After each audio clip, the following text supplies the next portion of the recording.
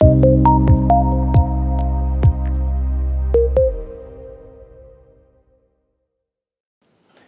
I'm Chris Fettweis. I'm from Tulane University, and I'm going to be hopefully convincing you today that you should care about medieval Chinese grand strategy. Thank you very much. Thank you, Dan. Thanks to the ONDISC for having me in. Really appreciate it. Appreciated the meetings I've had already with the students. This morning we went to breakfast at 8 a.m. with the WISE, with some of the people from Women in National Security, and then I thought, hey, to see my old campus, what I'll do is I'll go for a run.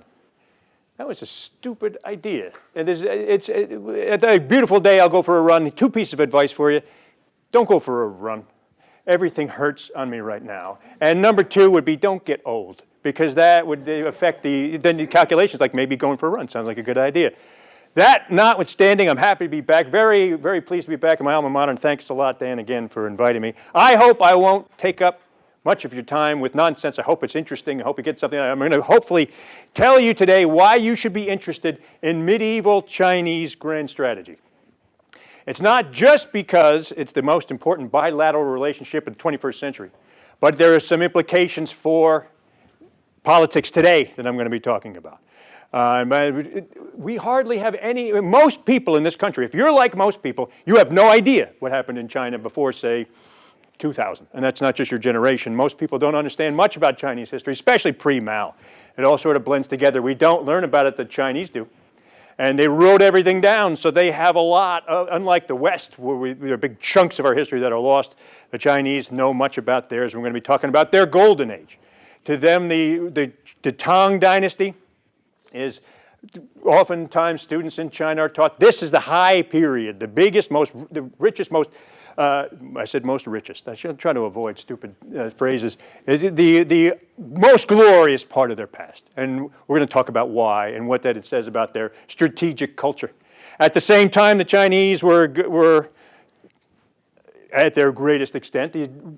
Europe had descended into a post-Roman Dark Ages. It's kind of un-PC these days to talk about this era as the Dark Ages. Okay, but it's at the very best, it was a 500-year-long economic depression where superstition and fear overwhelmed Europe, not in the East. In the East, things were different. During the European Dark Ages, the greatest empire, the most important power, was Charlemagne. And I put this up here because Charlemagne's imperial capital was here at Aachen. Outside of Aachen, there's a little town called Fettweis. And Charlemagne had over 100 illegitimate kids. So I don't know if you can see any resemblance here, but this is Uncle Charlie for me. And while Uncle Charlie was sort of dominating Europe and never bathing, there was civilization going on in China that is important to our story today. Now, Professor Lindley has asked me to keep my remarks in about the 3.5-hour zone. Is that about right? I don't know if I can do that because I have a lot to say. And this is from this book that he had mentioned, that the read-ahead is from, looks at the grand strategies of some of the world's greatest powers. For various reasons, between 2016 and 2020, I wasn't that excited about thinking about U.S. grand strategy. And it was easier for me to think about Roman grand strategy and the medieval Chinese grand strategy rather than U.S. grand strategy at the time. So this was the product of the first Trump administration for me.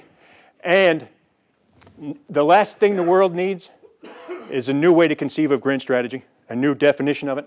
But this is what it is be the structure of our talk today. This is how I think about grand strategy, and this is the structure for all the chapters in the book. And it starts off, we're not going to walk through this, but this is when I bore students about this in my strategy and politics class. This is the model they see over and over again because it has the classic elements of grand strategy.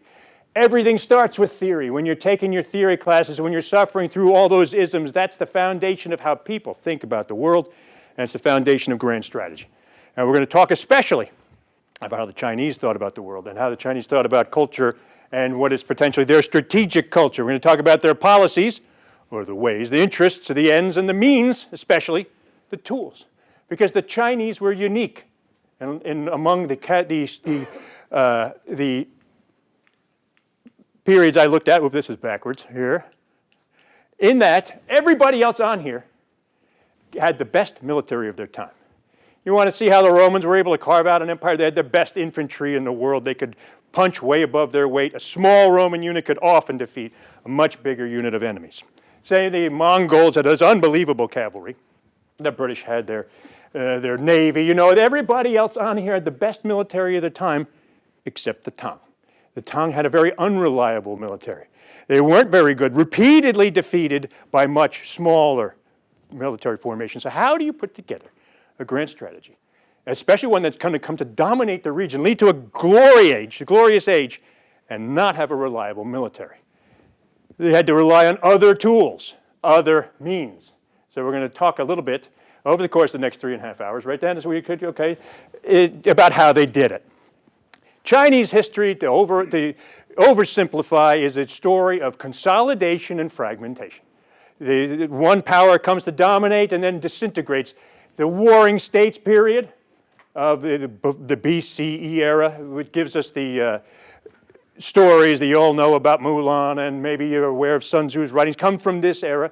A fragmented Chinese society which was consolidated by the dynasty that gives us the name China, with the Qin and then the Han.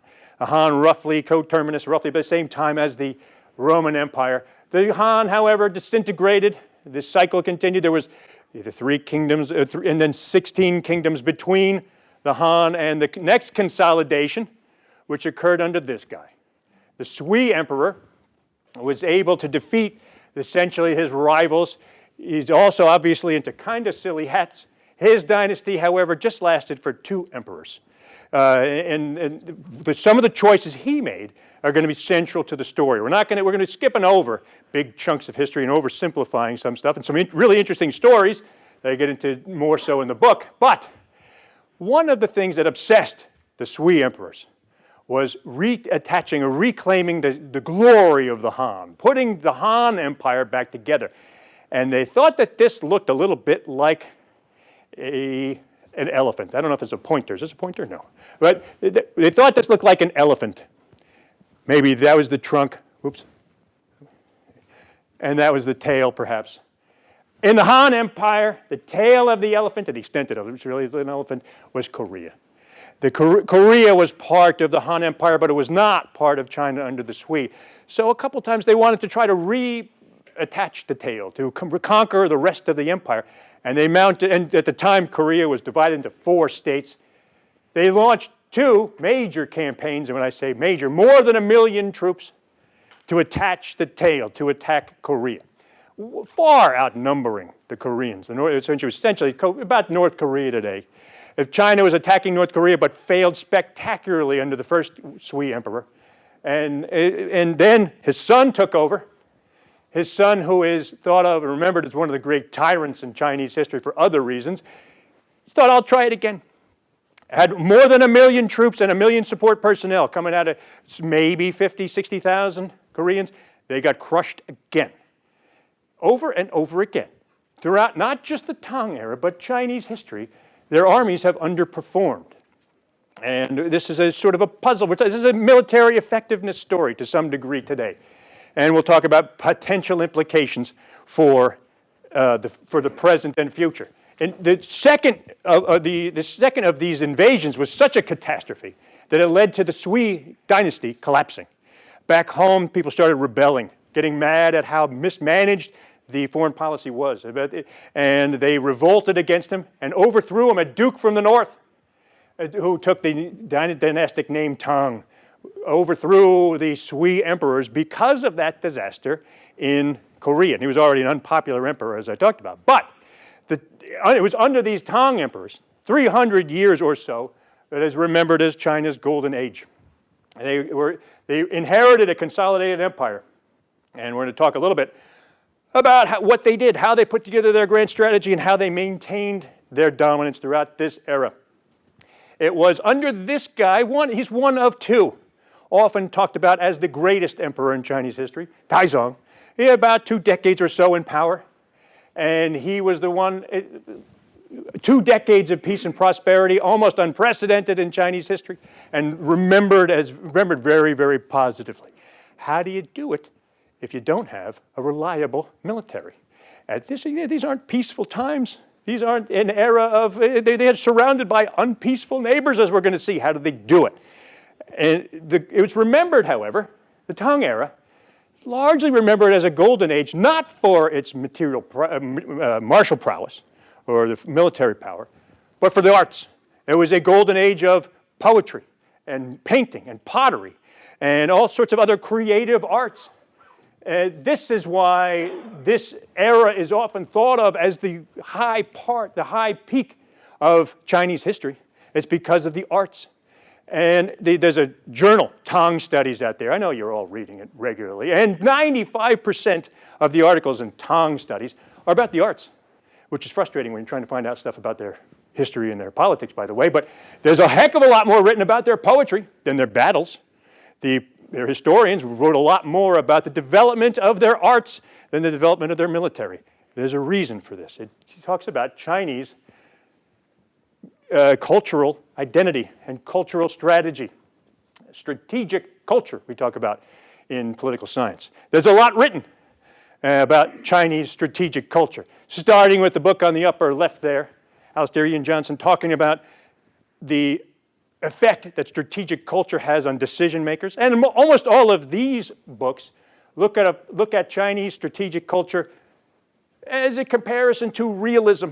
Does it make the Chinese decisions different? Do countries act differently based upon their cultural traditions? Or, like a realist would say, no, it's just power. And it's just power dynamics that make them make choices as they do. Every single one of these books looks at how much the Chinese strategic culture affects their decision to go to war or not.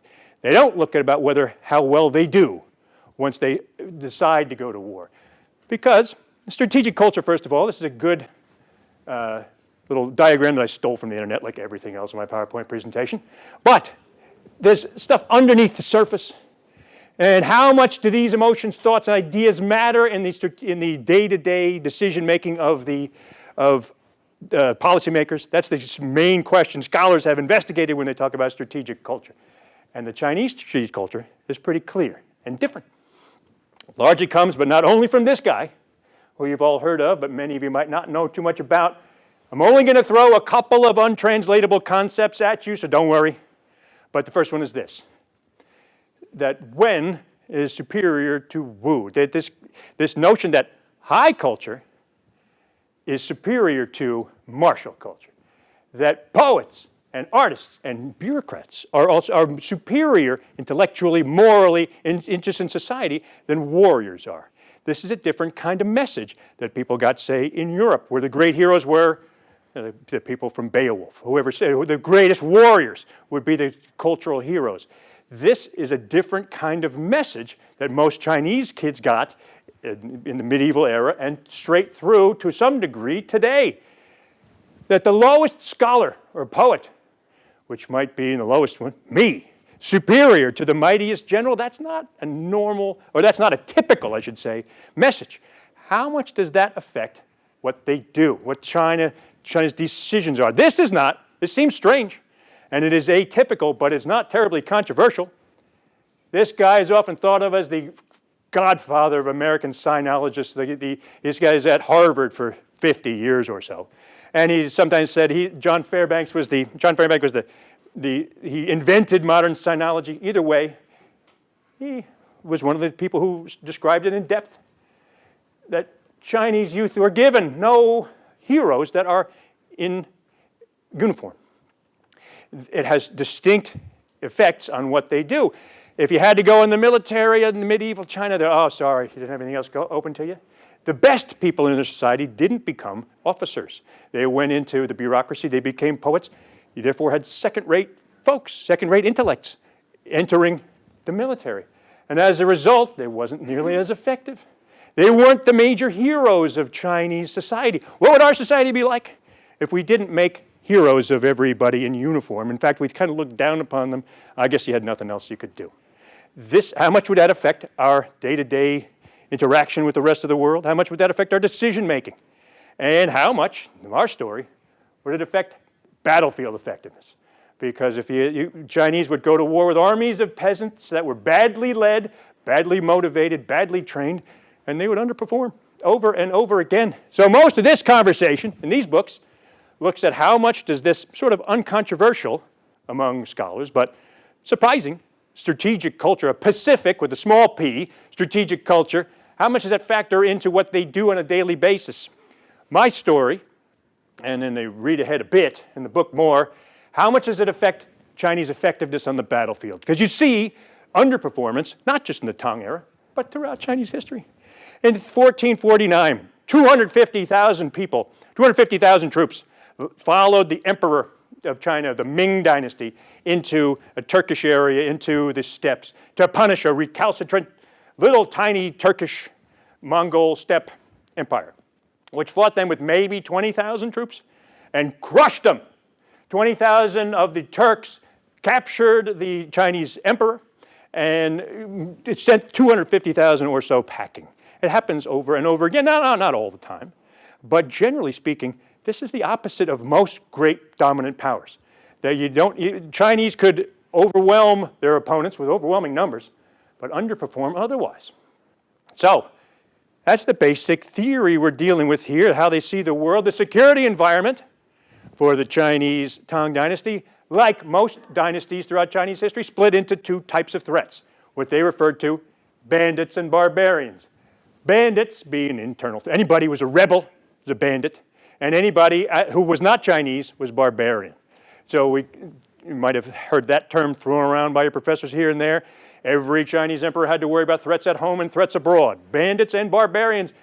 Of the two, bandits tended to be a bigger threat to most Chinese emperors. The rebels, various ethnic / just regional rebels, maybe 3,800 civil wars in the era that have been recorded by Chinese historians. We have one we have a tough time figuring out sometimes. They had about 3,800. They also had these problems from the north. They built this great wall you might have heard of. I don't think it's the one thing you can see from space. I think, we grew up here and that. I think, why would you be able to see a tiny wall from space? But it's still a long wall. It was meant to keep out the peoples of the north. And maybe the Huns, precursors of the Huns, but either way, the steppe peoples who did not share the Pacific strategic culture of the Han Chinese. I kept this little slide in because of this kind of stuff that we spent a couple weeks on this in my strategy and policy class, so you can be thankful you don't have to take my classes. But over and over again, to Chinese people, they mention how steppe peoples, they smelled like goats. Okay? To the peoples of the steppes, they didn't understand why anyone would want to live in one place when you could move around. And they didn't have anything good to say about the Chinese cities. Like all medieval cities were dirty and pestilential and unpleasant places to live. They were natural enemies. The peoples of China, who outnumbered the steppe peoples enormously, and the more martial, warlike steppe warriors, who were constant problems for the Chinese emperors. They outnumbered them anything about 100 to 1 at best, at worst I should say, throughout most of Chinese history, but continually would defeat Chinese armies in the field. So, like most places, like most medieval especially powers, the Chinese wanted to secure their dynasty, restore it to some degree ancient glory. How then do you go about doing it? That's where grand strategy takes over. What policies do you put together? How do you try to assure those goals, meet those ends? One thing they very consciously tried to do is sinicize their region. Spread Chinese culture, spread Chinese-ness, if you will, to try to make people like them. People resemble them is a better way to say it, maybe. And with the hope that if they share some common cultural characteristics, they will be less likely to go to war and attack us. So they very consciously try to spread certain things throughout their region pretty successfully. And we'll talk about how they do it. If you have this as a policy, then you can start thinking about what tools would you use to do this, to spread Buddhism and to spread your alphabet and lunar calendar, various pottery, papermaking, and diplomatic traditions. Everybody had a place in the Chinese order, according to their basic idea of sinicization, trying to make them like us. Then they won't predate us. They won't attack us quite so much. There's one other, maybe a couple other untranslatable concepts. This notion of this term, Wenmeng, civilization, but a certain kind of civilization, a peaceful civilization, which is what they hope to carve out. in Asia, in the hopes that if they did that, they'd have a better time living at peace with their neighbors. This guy was a very famous, well-known Tang advisor to some, and he said this. If you can read it in the back there. But over and over again, they'd say it pretty plainly. That what they wanted to do was spread Chinese nests so the barbarians, what they referred to them, would obey on their own, choose to do what the Chinese wanted them to do. Mencius, the second sage, the philosopher who followed Confucius, said something similar. We want to make them more like us because we're not going to be like them. They're goat people. It wasn't like they thought everybody was necessarily equal. They certainly thought that themselves as the best. But they had a policy of trying to carve out this greater sphere of China. They also, you couldn't necessarily, just because you were well born, get your way into, just because your dad was rich doesn't mean you're going to rise highly in the Chinese bureaucracy. They instituted a series of tests in order to get the best people, especially into the government, not into the military, but into the government. And they wanted to create a meritocracy where merit rather than birth would see how high you could rise. And at first, especially, Taizong's China that he inherited was restrained in its foreign policy. They didn't try to expand much beyond the borders of what he inherited. He said this, I'm not going to just try to expand so I can get more glory. It's wiser to just rule what we have here. And there's a phrase that came out of it, why would you want to acquire a stony field? Or get those, why do you, yeah, maybe we might like conquer more places, but if it costs more to rule that place, then it benefits us, why would we do that? So he avoided that for the most part. And the Chinese had a policy which is the basic, if there's one most basic policy of all great powers, it's to keep the enemies divided. Make sure they don't team up on us. The Romans had a phrase for it, and they were the best at it. You want to see why the Roman Empire lasted as long as they did. They were great at dividing their enemies, and the Chinese thought the same way. The reason why he was able, well, way to go, Trump. Thanks a lot for trying to, basically ignoring the most basic prescription from the past. But dividing the empire, the reason why Taizong was able to ascend to and maintain his power, there was division that he helped sow in the steppe peoples. They were fighting each other rather than fighting the Tang Chinese for much of their history. They also hired them. The Chinese, and today it's a little ironic that the main ally of the Tang Chinese were the Uyghurs. The Uyghurs made great mercenaries. They would hire more martial cultures to come in and fight with them. And there was very few times when his forays into Central Asia that they were coming, that Taizong didn't have a big contingent of Uyghurs with him or other steppe allies. Get the other people to help you out. Use barbarians to control barbarians is something they did all of the time. As I said, the reason why in the 620s that China flourished so much, and to a large extent, sparked on by the Tang emperors, the Western Turks and the Eastern Turks were fighting each other. And Taizong's clan was from northern China. He understood them more and was able to help feed that dynamic. So that's when, and almost always, he would support the weaker side, sometimes sending troops, sometimes hundreds of thousands of troops if necessary, to support weaker sides in the inter-Turkish troubles. But like I said, he didn't have the best military. He had a big military. One of the things you can do if you don't have quality is make up for it in quantity. As Stalin supposedly said one time, yeah. So the Chinese put a lot of soldiers in the field. A lot of times they were just peasant soldiers that would run and break quickly when the steppe armies would show up. But they had enormous armies. That's one way you could try to compensate for a lack of quality. But the Chinese also put a regional militia system in, called the Fubing system, where everybody's, essentially you would train, sort of like the National Guard, train a couple weeks a year in case your region needed you, so defense was more regional, and try to farm it out to the various provinces to look out for themselves to some degree. But that wasn't the main arm, the main tool that the Chinese emperors used in this era. Diplomacy and economics in particular were more important. I won't get into this much here, but there's a book by a guy named Edward Luttwak about the Roman Empire. And he said that the Roman Empire in the beginning had essentially it looked like this, that it's a small zone of direct control that would sort of peter out slowly as you got further out.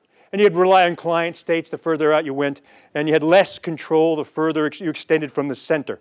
The Tang had and he called that a hegemonic empire. Doesn't matter. It's not going to be on the test because you're not going to take my test. It would be otherwise, and they always get it wrong. However, the Chinese followed this, what they call the loose reign policy, where the center controlled a little area, but there was more autonomy in the regions. They had their own little militaries. They had less control, and there was a bunch of client states as you got out further, the further along you went. So they didn't try to clamp down hard on the inside. They also wanted people to come visit the capital, Chang'an. They invited, for the first time, big delegations from, for instance, in this case, Japan, to come check things out. Look how well we're doing. And in the hopes that they would bring some of those ideas back home. There were 19 different delegations during the Tang era, from big delegations from Japan, helped spread those ideas like Buddhism and the basic trade rules, and weights and measures to try to sinicize. So if you have people look around, Chang'an is easily the biggest city in the world at this time, and it is just like the Roman emperors would bring barbarian kings to see Rome and have a look around. They use architecture as a tool of grand strategy to try to spread, and hopefully the people would go back and say, we should do stuff like they did, to try to advance that sinicization policy, using diplomacy as a tool. They also had something that we don't have much equivalent of. It's not like we're going to be able to farm out Trump's daughters too easily in the way that the Tang emperors were. One of the things they used a lot was princesses, which were in demand all across the region. In fact, people in the zone would compete over what level of princess, very rarely, if ever in the beginning anyway, actual daughters of the emperor, but maybe his niece or his buddy's daughter. They would offer them in marriage. And because they became so eagerly sought after, countries would compete to get the best of the Tang princesses. And by doing so, you could get them to do what you wanted them to do in order to get a high-level princess to take back to your court. There's some things that are not going to be too easily translatable to 21st century America, and that's one of them. But if there is one thing that they did more than anything else, they led with economics. 100 million peasants might not make a great army, but if they're all paying taxes, they raise a lot of money that you could use to try to pay off your enemies. The Tang were quite aware of the tax potential of the Silk Road and promoted trade between East and West. They also taxed everybody. Then as now, the rich kind of get out of paying taxes, but everybody else had to pay. And as a result, the Chinese emperors got quite wealthy. You could get the death penalty for exporting silkworms during this and a lot of other eras of Chinese. They wanted to have a monopoly on silk, which was highly in demand everywhere, and they had a lot of gold, and they were able to buy off a lot of problems. They had a phrase which roughly the equivalent of bribery for peace. Not thought of badly. Sometimes when the Roman emperors would do this, they were looked down upon. So although this is not glorious to buy your way into peace, and it's true, it's probably better thought of in our days as maybe submitting to blackmail for peace, but either way, it was cheaper than going to war, they thought. For instance, giant Turkish invasion, 626, was fended off, and it got close to Chang'an. A relatively small contingent, maybe 50,000 Turks, drove their way all the way almost to the capital where they were bought off. The emperor's people came out and said, okay, how much is it going to cost for you guys to turn the horses around? And you might think, well, what would prevent them from then every year doing that? Well, the Chinese thought it was cheaper than going to war, and you probably couldn't stop them anyway. There weren't enough Uyghurs around to help them at the time. Over time, Taizong got a little bit more overconfident. He was getting involved more and more in the affairs of Central Asia. There was a couple of forays, a couple of campaigns where Chinese, with a backbone of mercenaries, were able to conquer a couple of these Asian states and led to this. That's the Tang Empire at its height, all the way into Afghanistan, was under the Chinese government. This led to him, according to all the stories, becoming a bit overconfident. Overexpansion and overextension is the great danger that any dominant power faces. Getting too overconfident and think there's no limit to what you can do, and expanding to the point where you break your resources, where you spend too much, where it becomes a stony field. And the story always goes, Emperor Taizong got overconfident. And he thought, what the heck? Let's try to attach the tail. And there was another big invasion of Korea and another disaster, where an enormous, well-thought-out, well-provisioned this time, because sometimes they wouldn't bring enough, say, coats or food for the winter, was destroyed by even though they did better than last time, they had some regional allies, but it was basically another disaster where, because they weren't totally sure in this situation, they could trust their Turkish allies because they thought maybe the Turks were cooperating with the Koreans. They didn't bring a Turkish backbone with them and were butchered. And it didn't work out again for Taizong, so the restraint in the beginning of his term led to eventually overconfidence. And there's a lot more to the development of the story, but staying on the tools for a second. Another thing that we sort of underappreciate is the culture as a tool of foreign policy, of getting them to do what we want them to do, of achieving our goals, our interests. There's some, we've already met some of these untranslatable concepts. Not just civilization, but a certain kind of civilization, which they wanted to promote with Wenming. They talked a lot about yi, which was sort of appropriateness, but there's a literal translation, but more prudence. When there was a tradition in China where the advisors were able to essentially say whatever they wanted to the emperor without fear of getting their heads cut off. The Sui emperors were apparently very famous for, if the advisor said, you know, things are going bad at home, boss, they would end up going home with their head in a box. The Tang emperors were encouraged, like this guy, we've already met him a little bit, to what they call remonstrate, or tell the emperor what he might not want to hear. And a lot of times they talked about yi. Is what we're doing prudent? Is what we're doing wise? Is this what we really want to do? And they called remonstration in a cool Chinese saying, scraping the scales off the dragon. So appropriateness drove a lot of their decisions. And we don't have to dig too much into this, except to say maybe this quote from Taizong pops up in every single book and from this era. He's conquered the world through military might, but he's going to rule with virtue and righteousness in the hopes of spreading the Sinic zone, which would hopefully, in their mind, lead to actual lasting peace and prosperity. This is what we're calling, today we recognize as soft power. You've run into this in class, no doubt, here at Notre Dame. I like to think they talk about this. It's very hard to wield soft power. It's often the byproduct of what you're doing. It's the Beatles, not the State Department. It's difficult to generate soft power. But when you're really strong and successful, as the Tang emperors were, everybody wants to emulate you. You become an example, and everyone could follow. Do you lead best through conquest or through example? It's a debate in the United States. How much should we lead through force and or example? Will other countries actually follow us? To a large degree, the Chinese in this era were very successful in getting others to follow them because of their successful example. And that's not by accident. They had this general policy. Here's today's trivia question for you, undergraduates. Faculty members and graduate students not allowed to answer. What is Manichaeism? What does that word mean? You might be able to guess from context clues from the sentence, but I probably should have eliminated before I gave the trivia question. What does that word mean? Anybody know? Why don't you just tell us what the word means, Professor? Okay, I think I'll just tell you. That word, there was essentially a cult belief or a religion at the time that saw life as a big war between good and evil, between black and white. Today we think of Manichaeism, we think of just choices between black and white, good and evil, no shades of gray.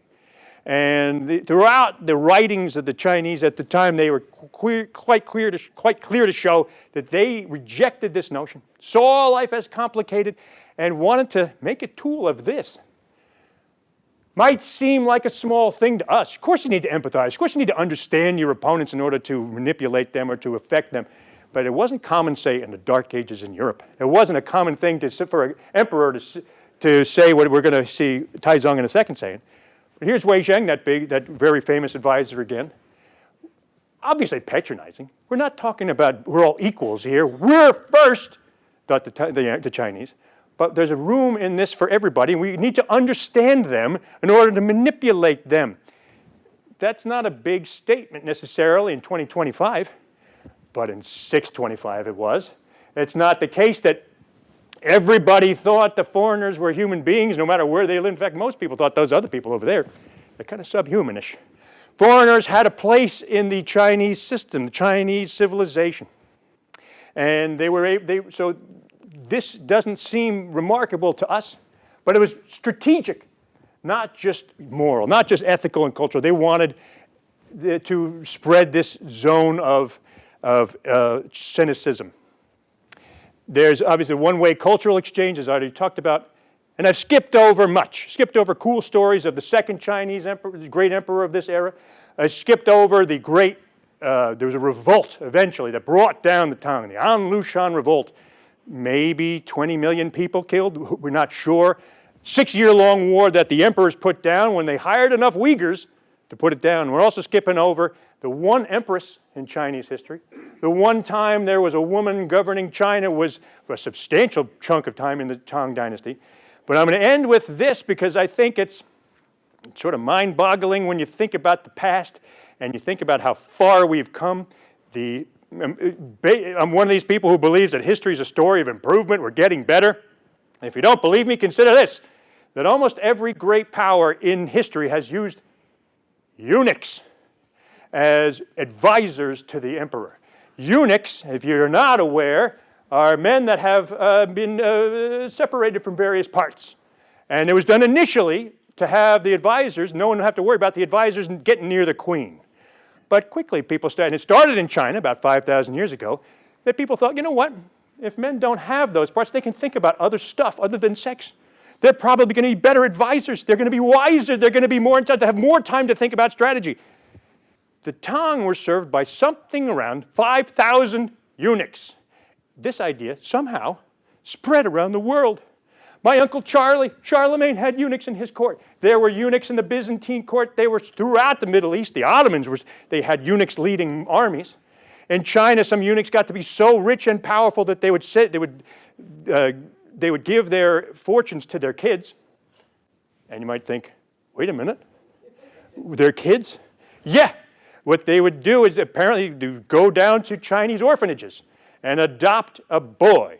And I think there would probably be a lot of good news, bad news conversations in those Chinese orphanages for that boy. Hey, you're going to be adopted by a rich family, but there's going to come with a cost. And they passed it.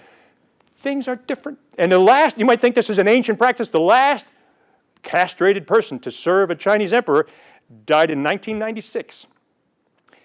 Maybe this kind of thing comes back. It seems unlikely. We have moved forward. It's not going to be really effective probably in U.S. grand strategy today.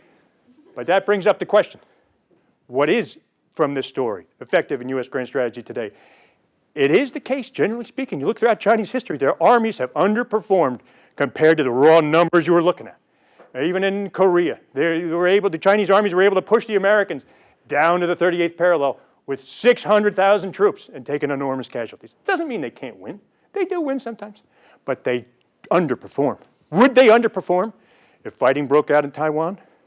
I don't know. Would they, who knows? Maybe today's different. I don't know enough to know whether this strategic culture persists today, where the Chinese students today have different heroes, or they're still taught that the poets are more esteemed than the generals. Maybe it's different. But maybe we shouldn't be thinking the Chinese are a juggernaut. They're going to be able to take over wherever they want. Here's today's second trivia question, undergraduates. When was the last time Chinese armies, let me put it this year, what year did Chinese armies last go outside of their borders and invade somebody else? Yeah. It is in the 70s. That narrows it down. 76. Closer than 74, 79. The Chinese thought, hey, look, the French have had a good time in Vietnam. It worked out for the Americans. Let's give it a try. They got butchered. But they were smart enough to turn around fast and say, okay, we taught them a lesson, declared victory and went home. This doesn't mean that we don't have anything to worry about from Chinese military forces, that the people who worry about Chinese submarines are wrong. But we should keep things in mind. The Culture matters. And maybe this historical underperformance of Chinese armies is not a fluke. And maybe it's something we should maybe take a lesson from here. Maybe it's not so bad to not worship your warriors, and maybe you get a better future for it, especially now they don't have to worry about barbarians sweeping in occasionally and burning down their capitals.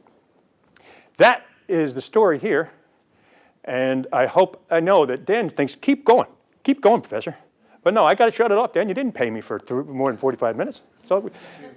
Yeah. So if there are any questions, though, I'm happy you could tell me where I'm wrong or crazy.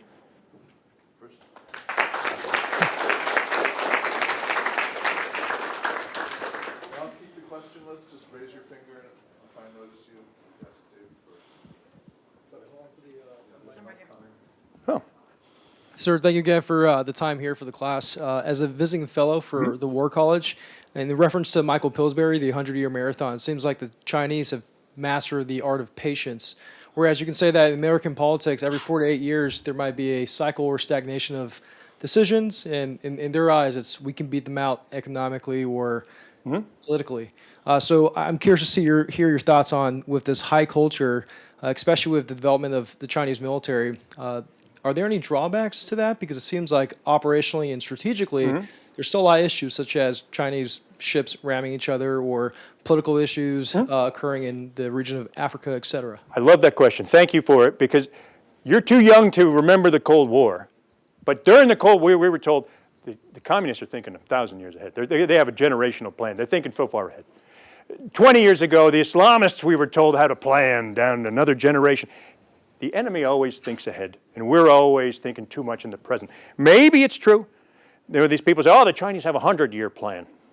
It may be, or else maybe it's just a pattern that every rival we've ever had has a longer threat horizon, longer planning horizon than we do, and we're too stupid.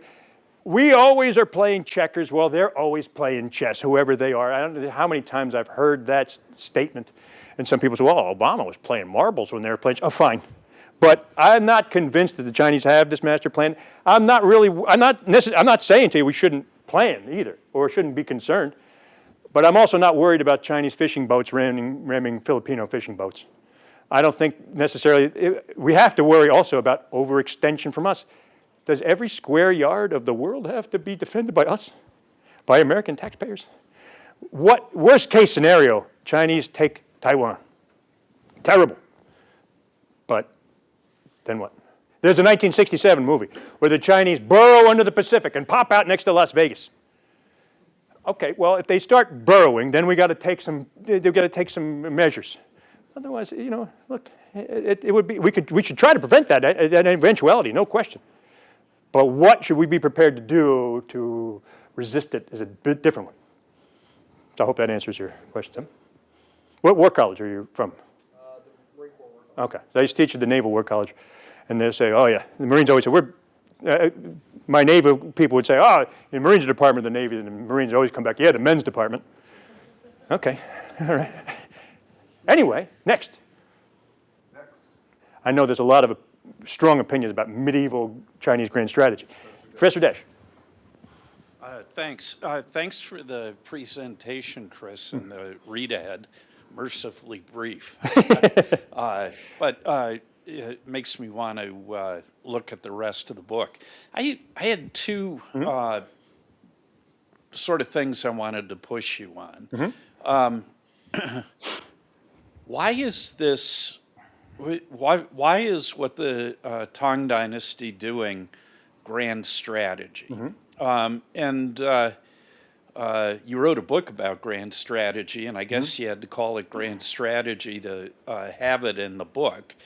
And there is a body of opinion that defines grand strategy broadly, too broadly, in my view. And I have some analytical problems with that, but I also have a policy problem, which is that I think by talking about foreign policy as grand strategy, which I think essentially is what you do with a broad definition, you tend to militarize all sorts of problems. And if you're somebody who believes in restraint. I think the last thing that you want to do is talk about a cultural grand strategy.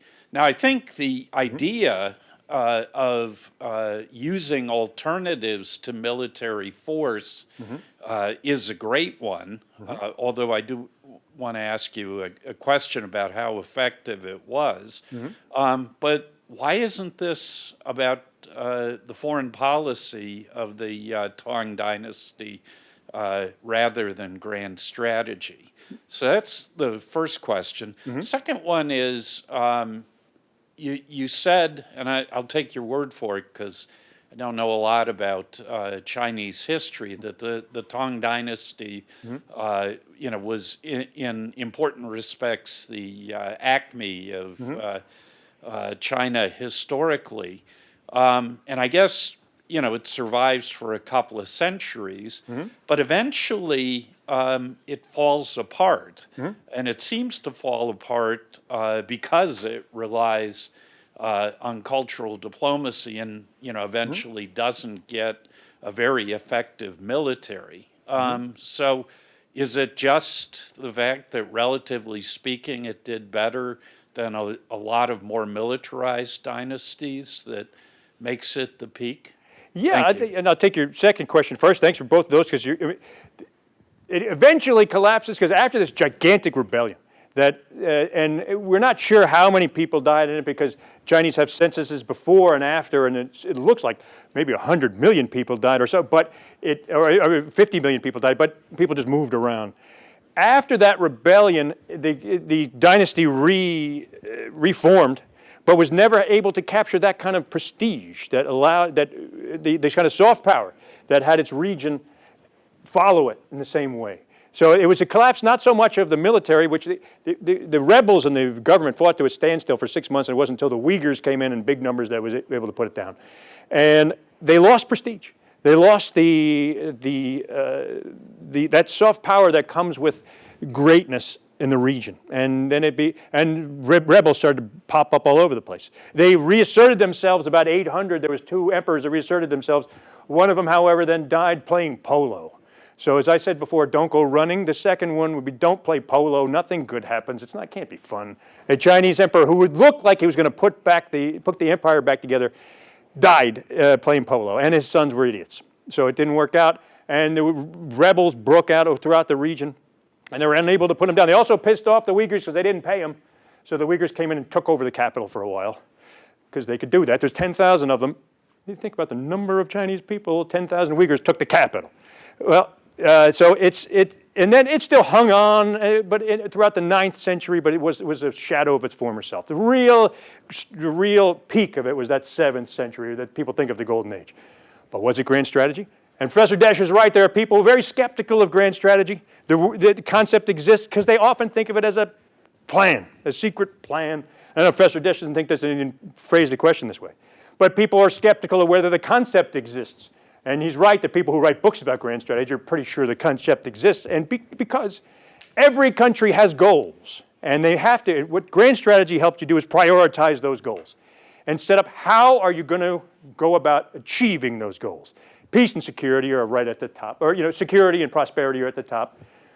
How much should we be spreading democracy, though, for instance? And should that be, it comes into who we want to be as a country. Yeah, our freedom and democracy in the United States, top level interest. What about their freedom, and whoever they are, their democracy? Should we be spreading that? Because that's a question of overall national purpose or grand strategy. And then strategy also tells you not just the why to act, but the how. How to go about putting your tools together. It doesn't have to be military. In fact, a lot of times you can achieve goals without say what you like about Donald Trump, and I'm sure everybody in this room could say a lot. He's quite clear about using economics as a tool of foreign policy, and about access to this market, hanging it over, and get other countries to do what we want them to do in a variety of ways. There's a lot of different tools. It depends on what you want to achieve, what you want to be. So my class is what can we learn from these examples, or just overall get us thinking about identifying interest, which isn't obvious. What is our best, what should we be getting at, what should we be trying to achieve, and then how are we going to go about doing it? That's all grand strategy is. Maybe it's mislabeled because people do tend to think of it, well, there's no grand strategy, no playbook that everyone's operating from. No, but they have a sense of what they want to do. And it might change from administration to administration on the margins in the United States. But fundamentally, nobody's going to be elected saying, I'm going to impoverish some of you people. No, probably prosperity and security are going to be at the top. And so some things are going to be eternal. There's skeptics, and I think because there's so many different definitions and different ways to think about it. And like I said, the world didn't need this new one, but my students got it. They have to deal with it. And it's a way I think about this, what grand strategy is, the why and the how. And every country does it to some degree. I don't know if that answers sort of your question to some degree. Thank you for the seminar. Yes. Thank you so much for your seminar, for coming to speak. It's a very interesting topic and very timely. I have a question about the difference between sinicization and overextension. Yeah. During the Tang Dynasty, they had campaigns, you were saying, from Afghanistan to Korea. Yeah. And then at the same time, they would have what might be might be more of the sinicization of inviting Japan to Chang'an. Yeah. So there's like a variety of diplomacy that's happening there. So what I'm trying to get at is the difference between sinicization and overextension the tools I use, or is there some other interaction that characterizes it? Overextension would be trying to make Korea like part of the empire. But make them more like us would be the sinicization project. Or just trying to make them adopt some of our thoughts, our beliefs, everything from Buddhism to the scripts we use to the street, the way like if you look at a lot of the Japanese cities that were built in this era, they looked a lot like Chang'an. If we make them more like us, we'll be able to coexist with them better.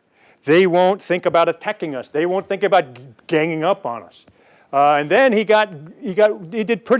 Emperor Taizong did pretty well extending that nose or the trunk of the elephant that they talk about, but always with mercenaries, always with Turkish help, Turkish allies, not so much mercenaries, but allies who hated the other Turks in the area.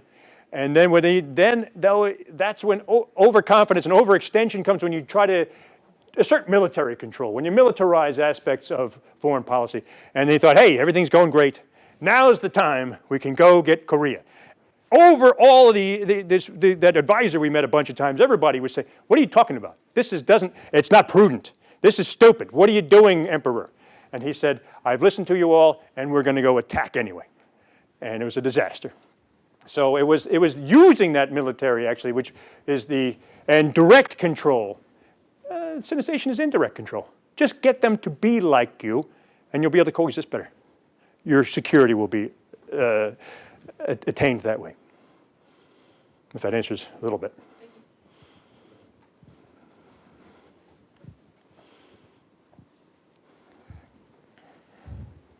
Thank you, Professor Fettweis. The piece is very thoughtful, and the presentation is also very instructive. I'm a little bit skeptical of how successful the loose circle strategy is. The loose rein, right. So let's just briefly recount the situation that Emperor Taizong faced. Okay. Right. In the fourth year of his reign, using the Uyghur army, he successfully routed the Western Turks army. Right. And after that event, after winning the campaign, he had two choices. First, as you said, direct control, and second, just to say indirect control or fall back. Right. Yeah. Right. And both of those choices have sort of benefits and flaws. If you choose direct control, right, the short-term occupation cost will be and pacification cost will be pretty high. But in the long term, you can prevent the resurgence of the nomadic threats, and therefore reduce the arming level, right? Reduce the cost of defense. The second strategy, indirect control, right? In the short term, it doesn't cause you all the difficulties of pacification and conquest. But in the long term, because indirect control basically means you don't have much control, right? Territorially, and that means in the long term, the nomadic threats are going to be resurgent even after defeat, right, initial defeat, are gonna come back at you. In order to deal with that anticipated future threat, you're gonna maintain the Fubing system as you noted in the long term, right? The standing army, professional standing army in the long term, and as you also correctly noted, that's very, very costly, and eventually cause a lot of internal problem, and therefore Tang Dynasty decline, right? And of course, in the Emperor Taizong initially made the decision for the second choice, right? He opted for indirect control. But what happened, right? 15 years later, in the 19th year of his reign, then the Western Turks rise up again, right? They recover their military strength and basically broke through Tang's frontier defense and nearly threatened the capital Chang'an, right? And that is because Emperor Taizong want to avoid so he doesn't want to make difficult choices. If you choose the second choice, right? If you choose indirect control, you gotta maintain long-term robust defense. You gotta maintain a standing army over long term. But he doesn't want to pay the cost, right? He didn't do that, right? You anticipated indirect control means long-term resurgence, but on the other hand, he's not willing to pay the cost for long-term arming.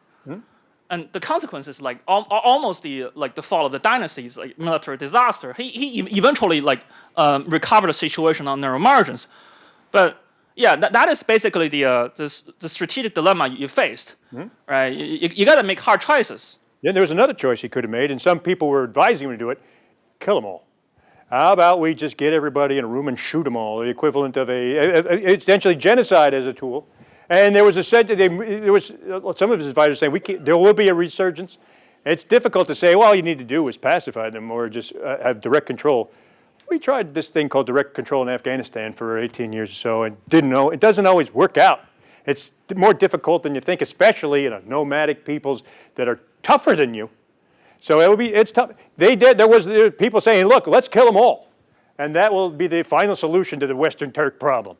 And he said eventually, no, let's not do. They did move some around. There's some big, we think of as ethnic cleansing. But so yeah, maybe we could look back and say maybe he should have tried to have direct control, but that's not like it wouldn't have been costly. And like you said, he didn't want to pay that cost, but direct control is not always the easiest thing in the world. Sometimes people get tired of foreigners telling them what to do. Weird. But if you're going to do indirect control, you must have a standing army. Yeah. You must become a standing army. Well. And Taizong didn't do that. Right? As you know, the later emperor did Yeah. Yeah. Turned out to be financially difficult to sustain no longer. Yeah. There's Taizong and there's this guy Suizong, who is the other competitor for maybe most glorious emperor in Chinese history. Would you say that there's two, the two top in people's minds, or at least two of the top? And the second emperor got rid of that regional militia system. So let's have a big centralized army. Cost about 6 times as much as the regional system. When he moved from this loose reign to much harder borders, and this guy pops up named An Lushan, who, for various reasons, got mad at the center and caused a major problem, which caused the end of eventually, the dynasty.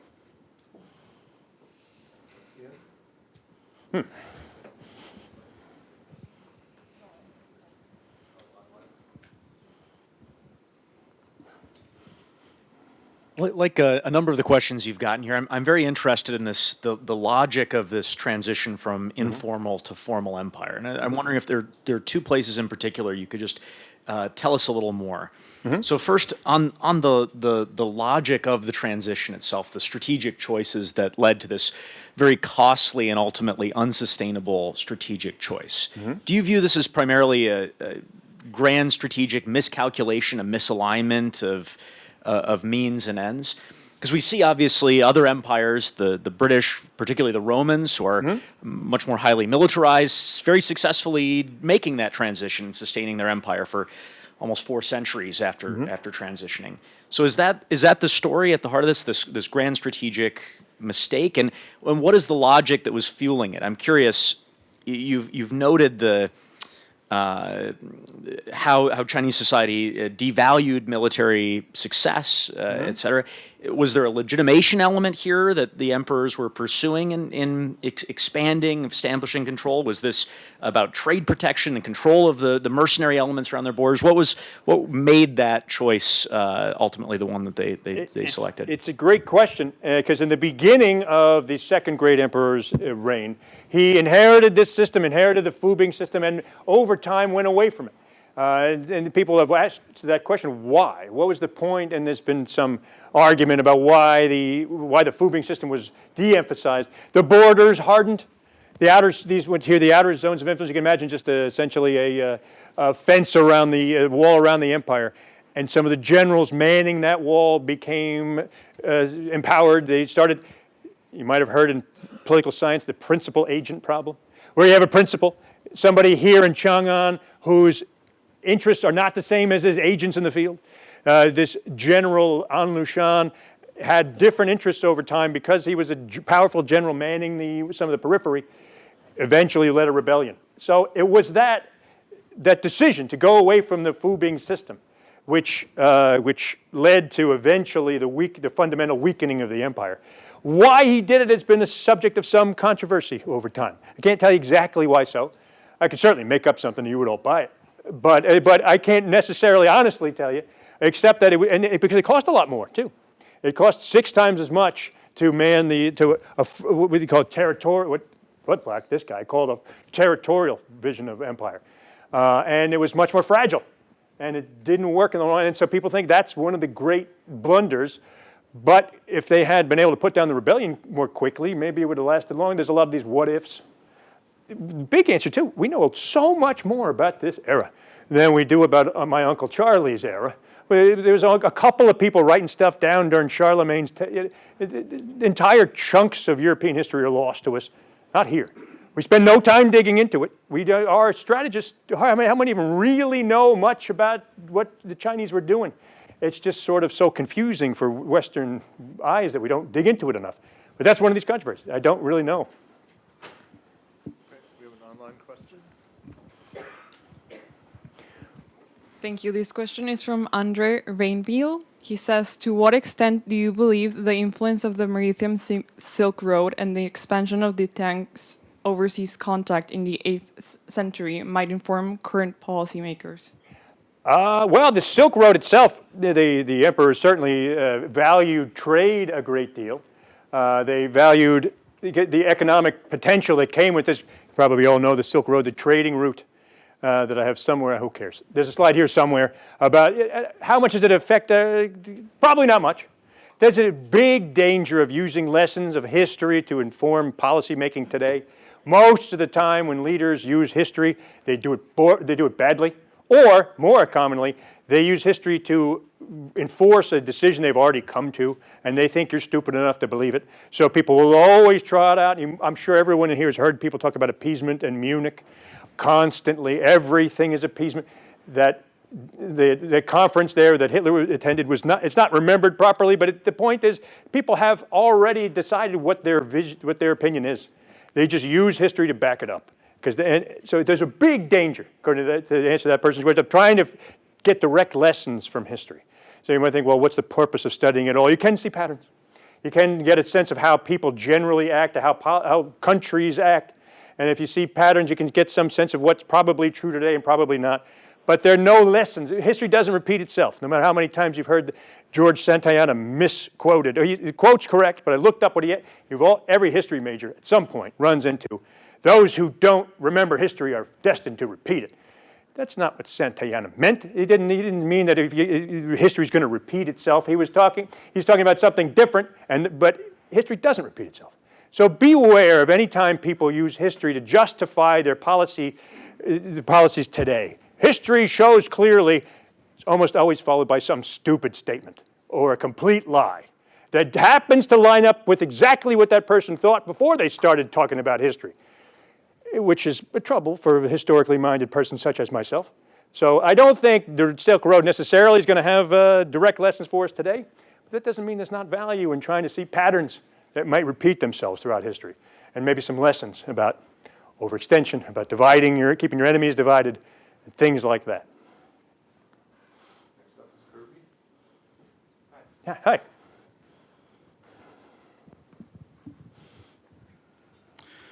So going back to your kind of model of grand strategy, to what extent is the theory of a more peaceful foreign policy based on Chinese culture downstream of the geopolitical reality that internal threats are greater than external threats? In a way, is like Confucianism approach to foreign policy an effective way of coup-proofing or rebellion-proofing China? And as you remarked, as soon as they move away from, back to a more centralized military, a stronger military, that's when the rebellion becomes more salient.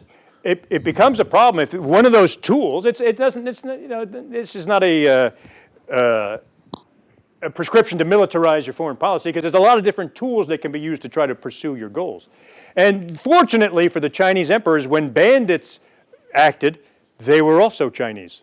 So it turned out that they had the same kind of strategic culture than the emperors did. So it was possible for one Chinese emperor to unite the country, especially if they had allies helping them.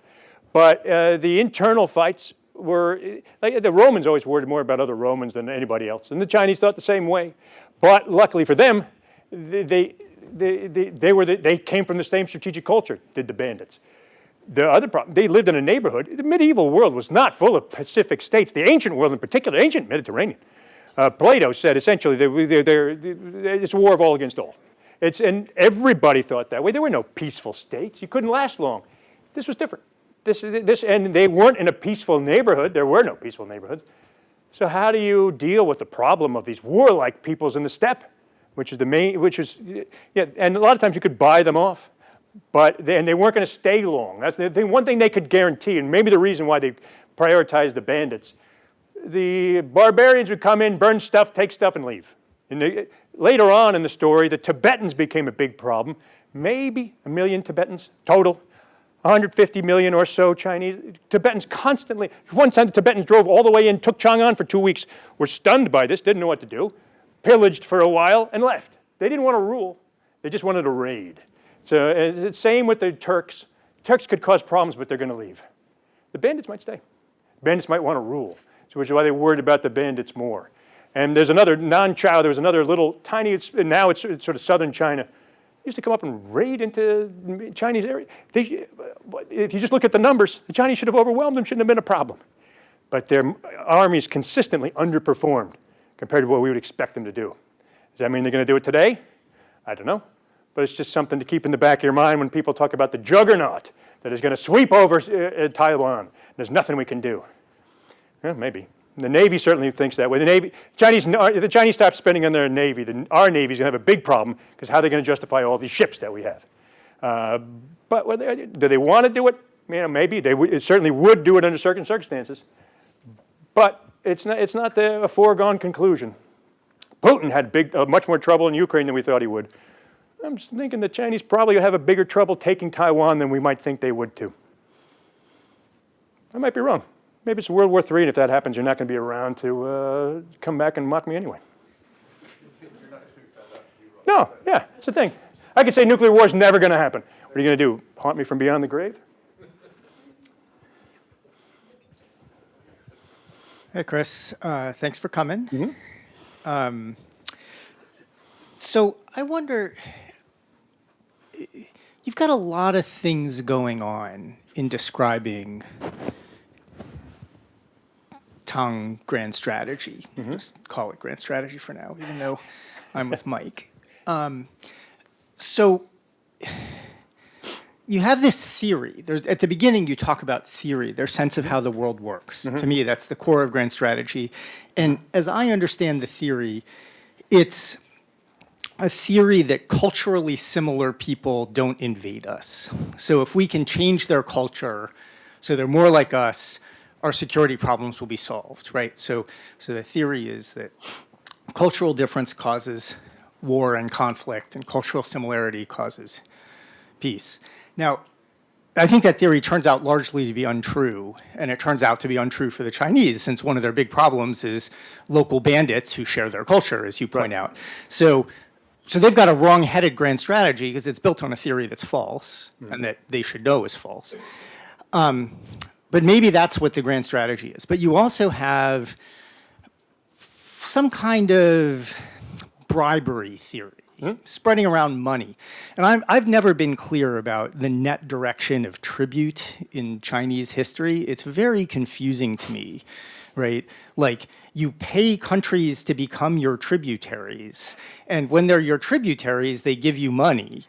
What's happening? We pay them to pay us. I don't get it. But is maybe the essence of Chinese grand strategy, their theory is, we're so rich, we have so much money that we can still be rich and buy everybody off. We can just spread around money, have a net outflow forever, and get peace that way. That seems like a very different theory, a very different view of how the world works that might be the essence of their strategy.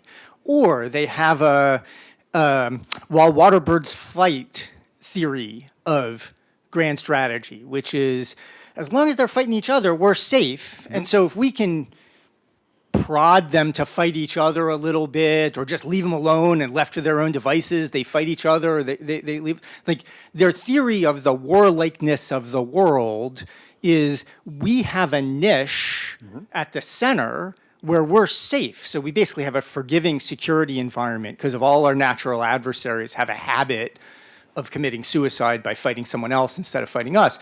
That's a different theory of their grand strategy, right? It's not about buying people off.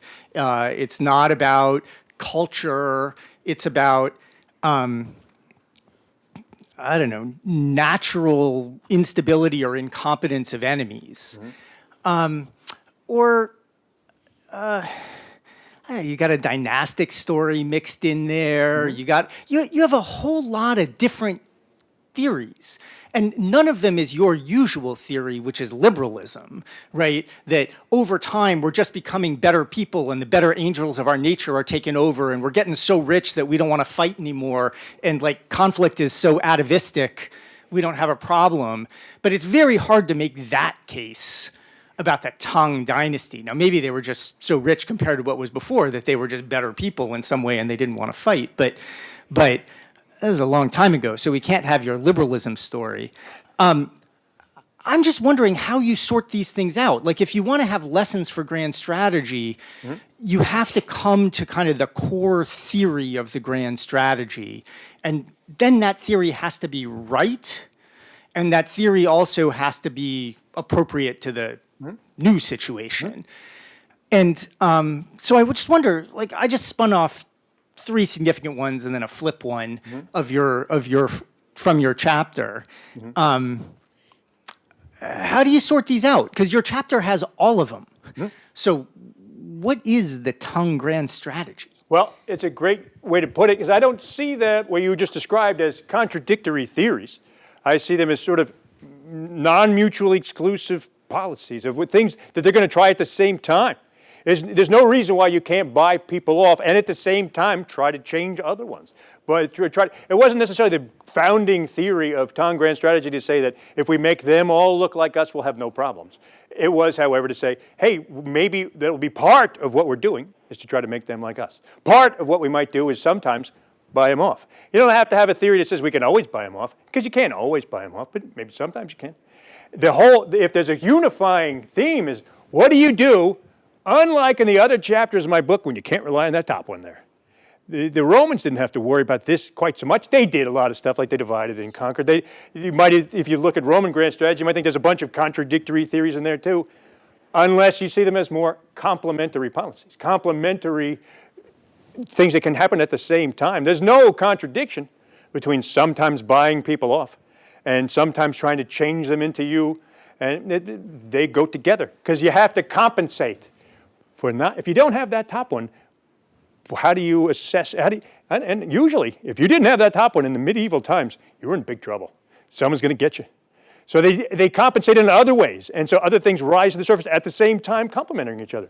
But you look skeptical. I can tell by the way you look like you're in pain that there's some skepticism.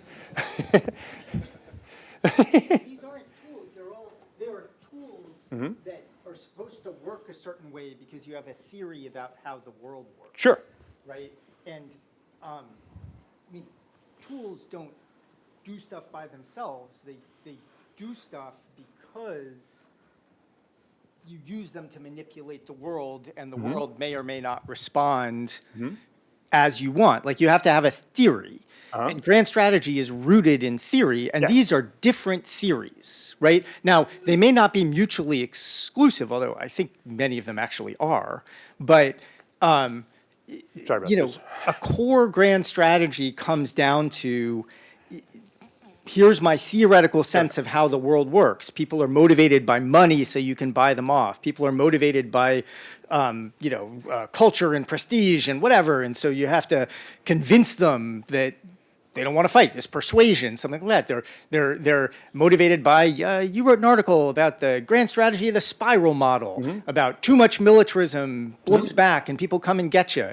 I think it was ripping off someone else's article, but still, it is the spiral model in grand strategy has a long history. But those are very different feels for how the world works, and you've got the Chinese doing all of them. Right, because I don't find them to be mutually exclusive or contradictory at all. Because can't we all think that some people sometimes are easy to be bought off? You don't have to think that all people all the time are easily bought off. To think that if you change people to be more like you and buy them off together, that might work out pretty well.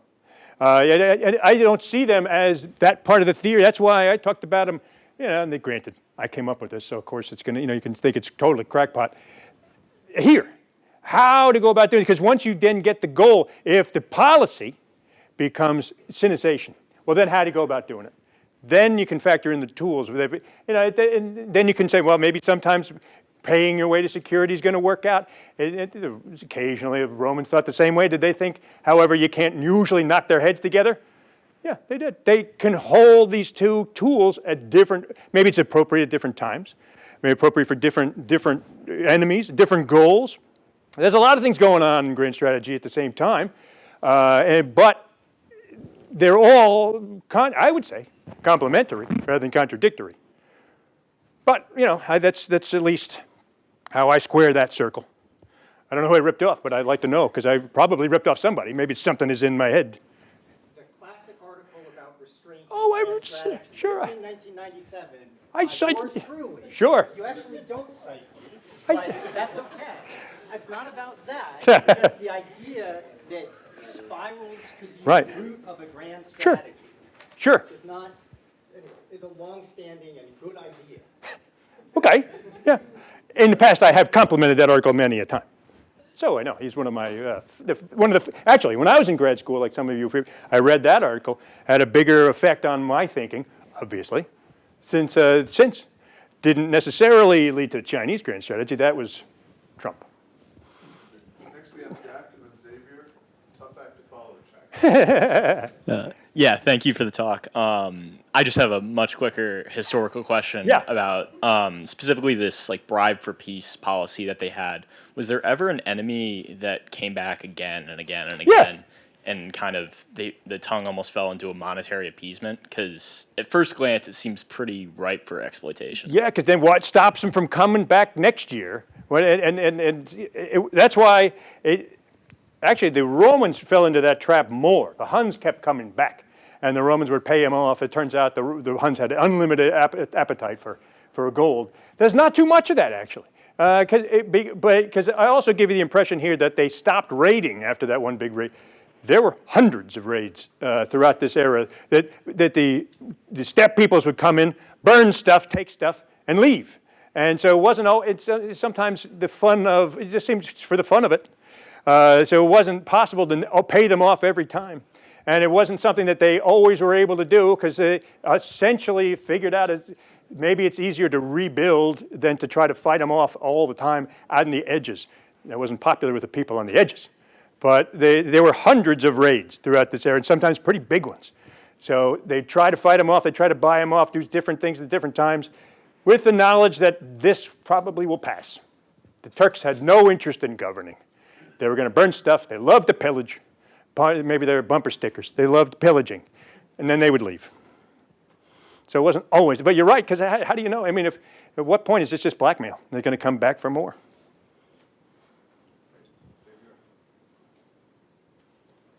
So we have Xavier, Delaney, and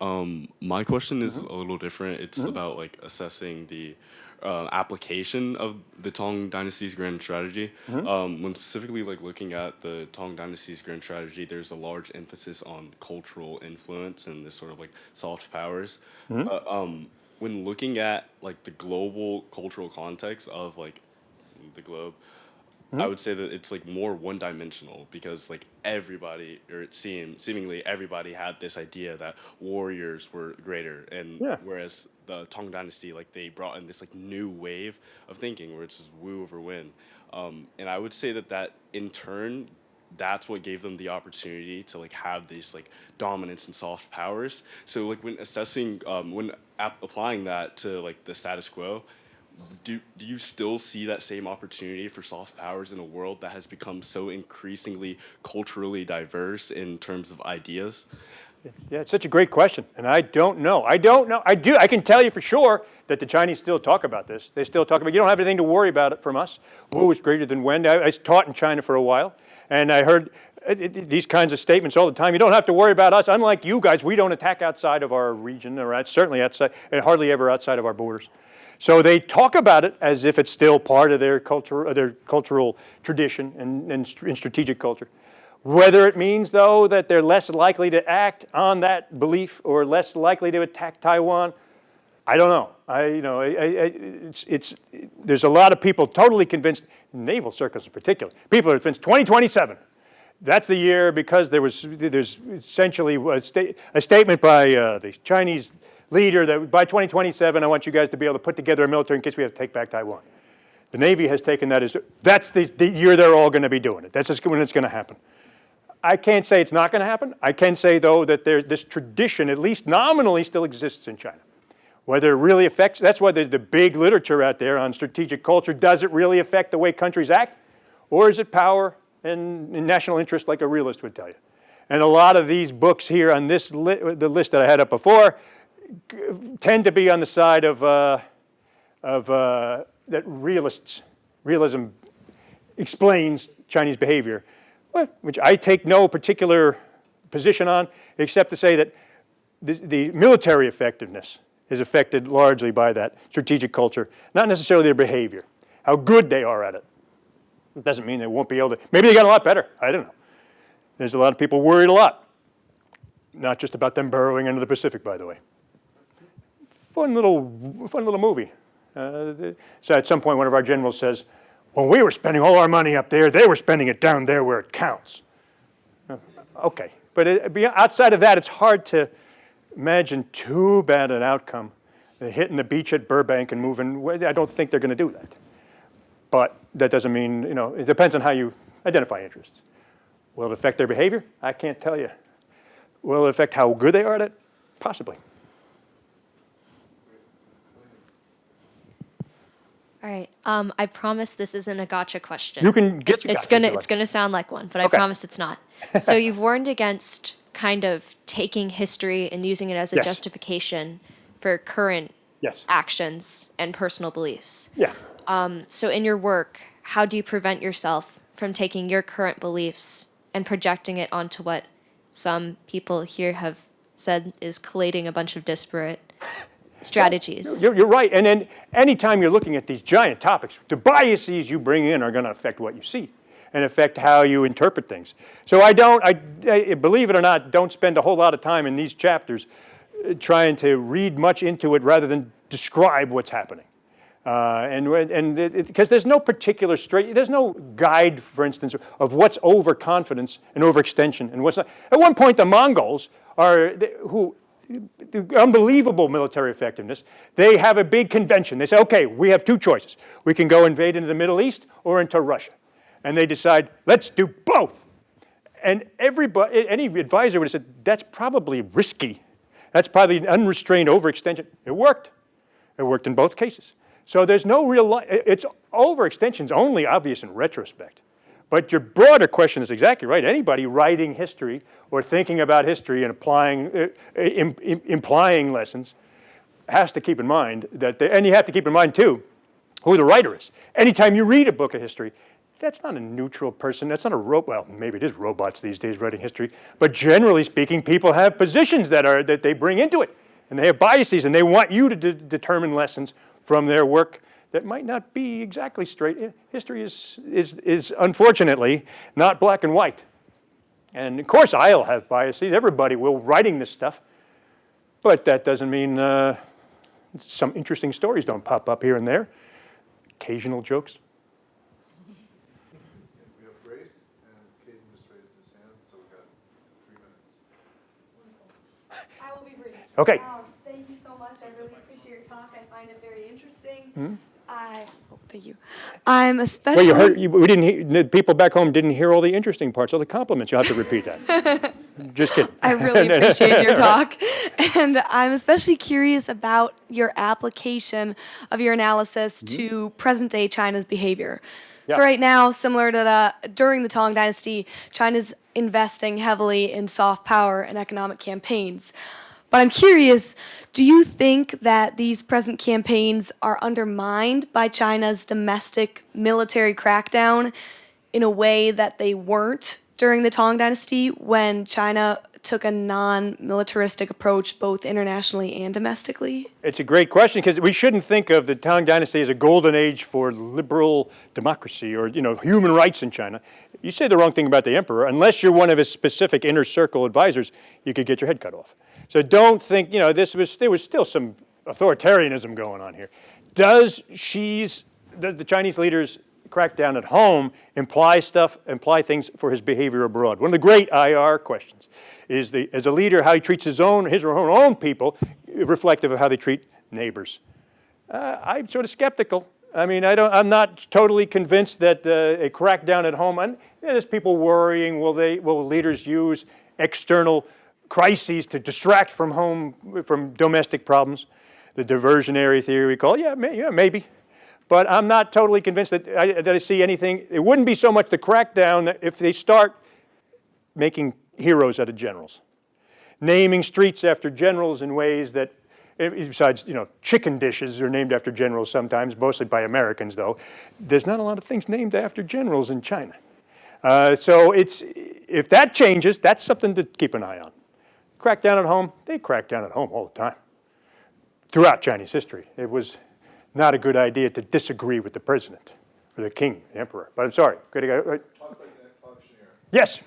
Hi, Professor. Thank you for your time. Yes. I just had a quick question as far as you discussed the Tang Dynasty's effectiveness in dividing their enemies and presented a picture, obviously, of negotiations between Russia and China. Yes. How do you believe the United States should take on this strategy itself in dividing enemies? It seems like a pretty good pattern throughout history, not single lesson that it's not, and just sort of makes sense to keep your enemies reminded that they hate each other and not you. You want to understand more than anything else why the Romans were able to spread across Europe. They divided before they conquered. And we've been shoving them together now, shoving our various potential rivals together. We don't have any country that could take on the United States solo. Together they might. So what have we been doing? Pushing them together. That it seems like a pretty good recommendation from grand strategy to say, try to keep them divided. And we have done that at various times, keep your enemies closer, like Michael Corleone used to say.